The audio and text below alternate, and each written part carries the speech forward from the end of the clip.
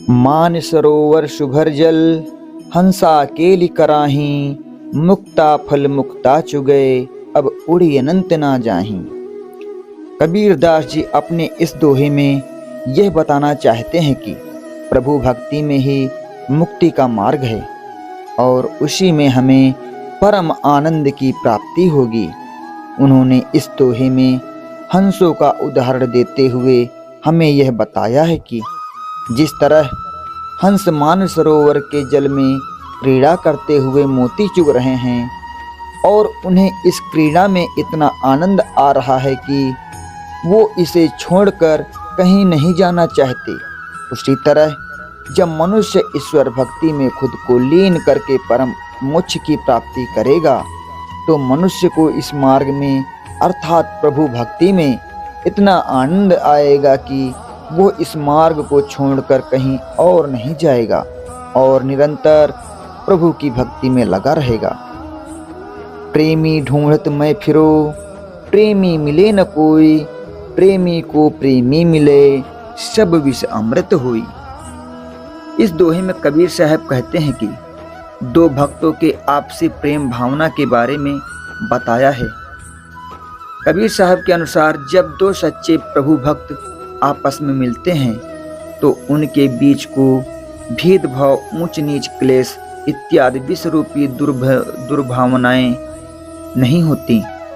इस तरह पाप भी पुण्य में परिवर्तित हो जाता है, लेकिन ये होना अर्थात एक सच्चे भक्त की दूसरे सच्चे भक्त से मिलन होना बहुत ही दुर्लभ है। इसलिए कबीर साहब ने अपने दोहे में लिखा है कि प्रेमी ढूंढत मैं फिरो, प्रेमी मिले न कोई, हस्ती चढ़िए ज्ञान के, सहज दुली चाडार, श्वान रूप संसार है, भूखन दे छक मार। कबीर साहब ने बताया है कि हमें संसार के द्वारा की जाने वाली निंदा की परवाह किए बिना ज्ञान के मार्ग में चलने का संदेश किया है। उनके अनुसार जिस तरह जब हाथी चलते हुए किसी गली मोहल्ले से पार होता है तो गली के कुत्ते व्यर्थ ही भौंकना शुरू कर देते हैं जब उनकी भौंकन से कुछ बदलता नहीं है, और इसी वजह से हाथी उनके भौंकने को अनसुना कर बिना किसी प्रतिक्रिया के स्वाभाविक रूप से सीधा अपने मार्ग चलते जाता है। उसी तरह कवि चाहते हैं कि हम अपने ज्ञान रूपी हाथी में सवार होकर इस समाज की निंदा की परवाह किए बिना निरंतर भक्ति के मार्ग में चलते रहें, क्योंकि जब भी आप कोई ऐसा काम करने जाएंगे जो साधारण मनुष्य के लिए कठिन हो या फिर कुछ अलग है तो आपके आस पड़ोस के लोग, ये समाज आपको ऐसे ही बातें कहेंगे जिससे आपका मनोबल कमज़ोर हो जाए। इसलिए कबीर साहब चाहते हैं कि हम इन बातों को अनसुना कर अपने कर्म पर ध्यान दें।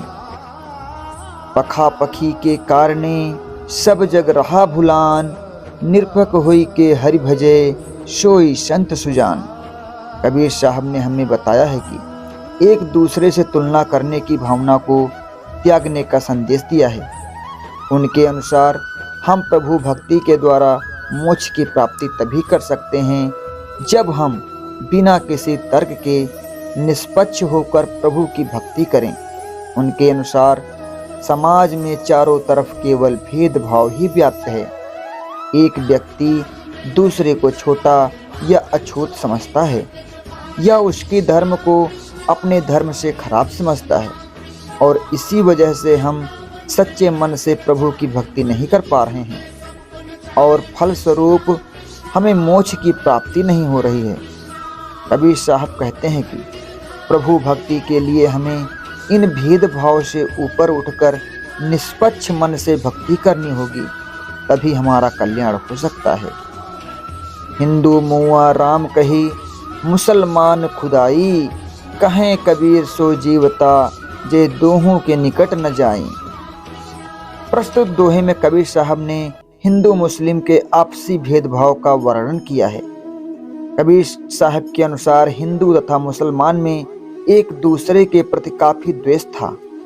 वे एक दूसरे से घृणा करते थे और यही कारण है कि हिंदू राम को महान समझते थे जबकि मुसलमान खुदा को, लेकिन दोनों राम और खुदा का नाम लेकर भी अपने ईश्वर को प्राप्त नहीं कर सके, क्योंकि उनके मन में आपसी भेदभाव और कट्टरपंथी थी।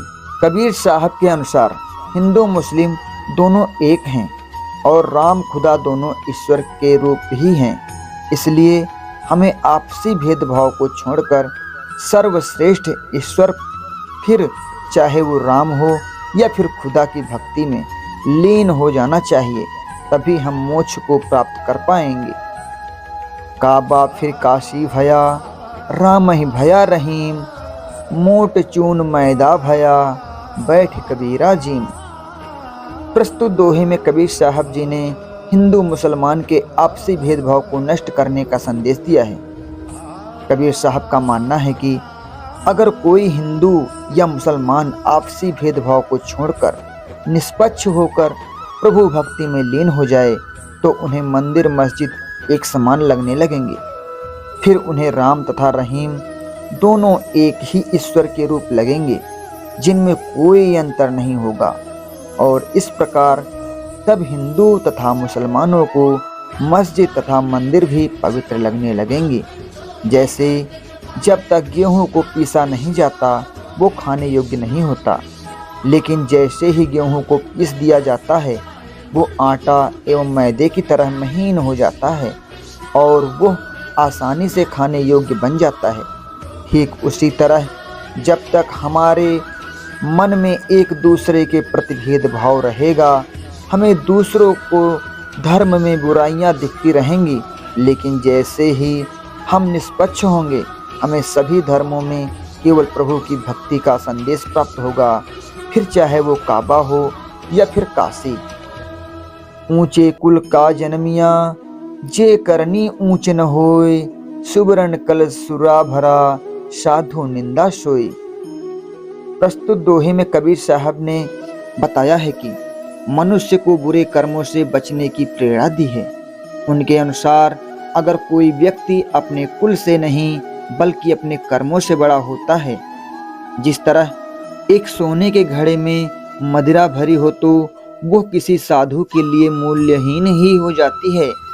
सोना का बना होने पर भी उसका कोई महत्व नहीं रहता।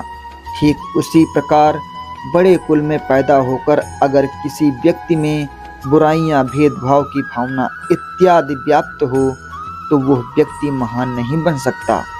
इसलिए हमें किसी मनुष्य को उसके कुल से नहीं उसके कर्म से पहचानना चाहिए।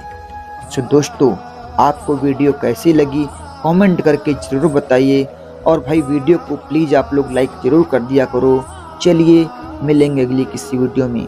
वीडियो को फुल वॉच करने के लिए आपका दिल से बहुत बहुत धन्यवाद।